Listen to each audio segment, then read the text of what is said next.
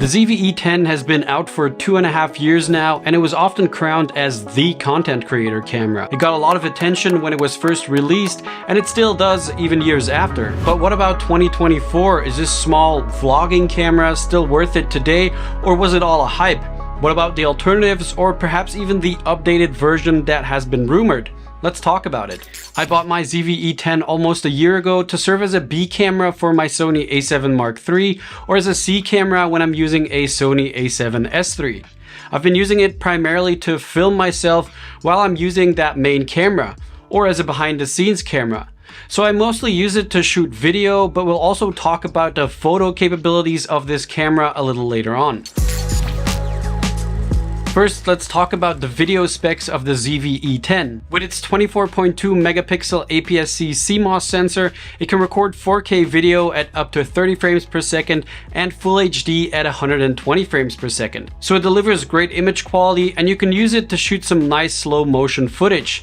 This little camera also features Sony's excellent autofocus system with 425 face detection points. It offers excellent face and eye autofocus, so when you're filming yourself or other people, the autofocus will lock onto the face or the eyes, and it will stay on, even if you're walking around in the frame or even in low light situations. This was one of the reasons that convinced me on the ZV-E10, and I believe it's vital for anyone self-filming. The ZV-E10's autofocus system also has touch tracking.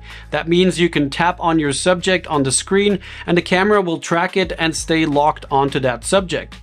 Even when stepping in and out of frame, it will catch focus quite quickly. Another autofocus feature that is kind of unique to this camera is the product showcase mode. It allows you to quickly switch from eye autofocus to an object that is close by. This is great if you, for example, want to do product reviews or anything like that, and you don't want to have to change around the autofocus settings too much. You just press this button and Bob's your uncle. Now there's one more interesting focus feature on this camera, and I'm not actually sure if it's a good or a bad one, but I'll show you in a little bit. The ZV-E10 has 10 different picture profile options. Some of these profiles allow you to shoot a lower contrast image, which gives you more freedom when color grading. It's, for example, capable of shooting in S-Log2, S-Log3, and HLG. However, I wouldn't recommend shooting in S-Log3 because this camera does only do 8-bit recording. So in PP8 or S-Log3, the footage will quickly fall apart when grading. The S-Log2 picture profile, on the other hand, works great for color grading, and it's what I've been using for years on my Sony a7 Mark III as well. I've already mentioned that the ZV-E10's autofocus performs well in low-light situations, but also the overall low-light performance of this camera is pretty decent, especially if you pair it with a fast lens like an f1.8 or f1.4 lens and you choose the correct picture profile. You're able to get very decent low-light footage with this camera. So even for people filming events or weddings or things like that, the ZV-E10 can be an option for you. And that brings me to one of the best things about this affordable little camera, and that is the fact that you can mount any Sony E-mount lens on the ZV-E10, and that gives you a ton of options for whatever you're going to be using this camera for. Anything from extreme wide angle lenses for vloggers to zoom lenses for a more run and gun setup. I mainly use the Tamron 17-70 f2.8 on my ZV-E10, and this lens covers a large focal range, and the f2.8 aperture provides a pretty decent low light performance and a nice out of focus background. Sure, it's a pretty big lens for this tiny camera, and it looks a little bit out of balance, but it works great for my needs. You can also buy the ZV-E10 with the 16-50mm kit lens, which is fine if this is your first camera and you're still kind of experimenting, but to be honest, I think you can only really get the most out of this camera with a better lens. Alright, now let's talk about the photo abilities of this camera, and then we'll get into some of the bad stuff, or, at least some of the things that you should really consider when buying the ZV-E10 in 2024. The ZV-E10's 24.2 megapixel sensor can capture still images at 6000 by 4000 pixels. And for most users, this is going to be more than enough, even if you need to crop in a little bit here and there. It can burst photos at up to 11 frames per second, which is pretty great for this little camera. And with a max ISO of 32,000 and a shutter speed as fast as 1/4000 of a second, it will have you covered for most photography scenarios. The image quality is also perfectly fine. If we compare some of these shots with my A7 Mark III full-frame camera, I think it's hard to see a strong difference. But there is one big downside to this camera for photographers, and that is the fact that the ZV-E10 doesn't have an electronic viewfinder or EVF. I know a lot of people shoot photos only using the screen, and that's fine if that's your thing, and this camera is great for taking photos here and there, but not having an EVF to me is a big limitation when it comes to using this camera primarily for photos. So really, if you're mainly looking for a photography camera, I don't think that the ZV-E10 is the right choice, and I'll share an interesting photo-oriented alternative by the end of the video. Speaking of the LCD screen on the ZV-E10, let's talk about some of the bad stuff on this camera, because it definitely has some flaws. And one of which is that back LCD screen. It's not very bright, and it's also not very sharp. In bright daylight, it becomes hard to see clearly on the screen, and even though there is a sunny weather option which increases the screen's brightness, using it will quickly drain your battery. This is also where an EVF would actually come in handy. Now, if you're using the ZV-E10 in, let's say, a YouTube studio environment or just indoors, the screen will do just fine. Just don't expect too much of it, I guess. Now, one of the biggest problems with the ZV-E10 is the rolling shutter issue when shooting video. When you move the camera quickly, especially when panning, your shots will look wobbly and jelly. Again, if you're a studio shooter, or you just keep your camera on a tripod, or you're mostly doing smooth camera movements with, for example, a gimbal, then you most likely won't have any issues here. The ZV-E10 is powered by older Sony NP-FW50 batteries, which should last up to 80 minutes of video recording and 440 still photos. Now, this pretty much means that if you're planning to shoot for longer periods of time, or you have an entire day of shooting planned, you're gonna need quite a few extra batteries. Another common complaint is the old menu structure of the ZV-E10. Now, I personally haven't had a huge problem with it because it's the same as on my Sony A7 Mark III, but I definitely understand people's frustration with it. It's not an easy to navigate menu, and it takes some time to get through all the different menus if you want to change a few settings. It's a bit strange that Sony chose to use this menu system because they had just introduced their new and improved menu system before the release of the ZV-E10. One last negative I want to mention before we get back to some more good stuff is the digital stabilization of the ZV-E10, and this is actually a big one. So because this is more of a budget camera, it doesn't have IBIS or in-body image stabilization, and this IBIS, which you'll find in the more higher end Sony cameras, basically stabilizes the sensor to compensate for any movement, and that results in smoother videos or sharper photos at lower shutter speeds. Now, the ZV-E10 unfortunately doesn't have this, which is kind of weird for a camera that was marketed as a vlogging camera.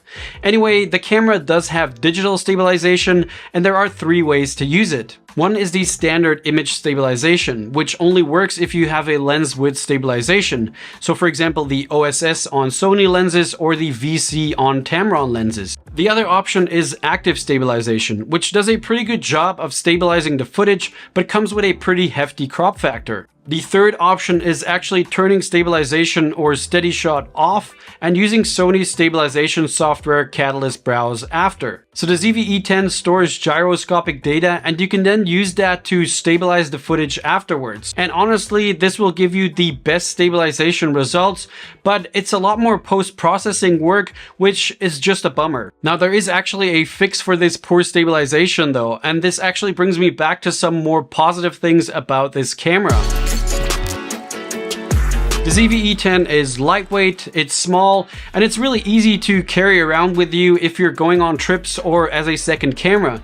And the fact that it is so small means that you don't need to buy a super expensive heavy gimbal to get some buttery smooth footage. You can pop the ZV-E10 on a small, lightweight, and budget-friendly gimbal like this one from Feiyutech, for example, and that will get you much better quality smooth footage than the internal digital stabilization. A few other things that I really like on the ZV-E10 ZV-E10 is the fact that the screen is fully articulating, which is essential when filming yourself. Also, the thick red rectangle that appears around the screen to show that you are actually recording is a great feature, as well as the red tally light on the front showing that the camera is rolling. I also like that the ZV-E10 has a nice big movie record button on the top, which makes operation much quicker and easier. The USB-C tethering allows you to directly stream to a computer, which is great if you want to use this camera as a higher quality webcam when doing video calls. And lastly, the defocus button. When you press this button, the camera will cycle between the option clear, which essentially stops down the lens for more depth of field and a less blurry background. Or you can set it to defocus, which opens up the aperture all the way to isolate your subject from the background by making the background more blurry. Now, if you're someone who knows their way around a camera and you understand how aperture and depth of field works, this button might seem a little bit strange and even useless, because you can get the same result simply by changing your settings. However, I understand why it's there, and I understand that for some people who just want to pick up this camera and start filming, this is a nice feature to get quick results. You can also change the function of this button to whatever else you want in case the defocus function is not for you. Now, one of the biggest pros of the ZV-E10 is, in my opinion, actually its price. Even though I mentioned a few downsides to this camera, keep in mind that the ZV-E10 is currently only $699, and you'll even be able to find it secondhand for less than $500, which is a pretty incredible price for everything that this camera can do. Especially if we take a look at some of the alternatives. First, there is the Sony a6400, and this is actually almost the same camera as the ZV-E10. It's slightly more expensive, but for that you get weather sealing, a viewfinder, and an overall more photography focused camera body. However, the a6400 doesn't have a fully articulating screen, it doesn't have digital stabilization or eye autofocus for video. So it's obvious that this is going to be the better choice if photography is more important to you. But for anyone interested in shooting video, the ZV-E10 is definitely the better option for you. Next, the a6700, Sony's latest flagship APS-C camera. This one is double the price of the ZV-E10 and most definitely outperforms the ZV-E10 in almost every way.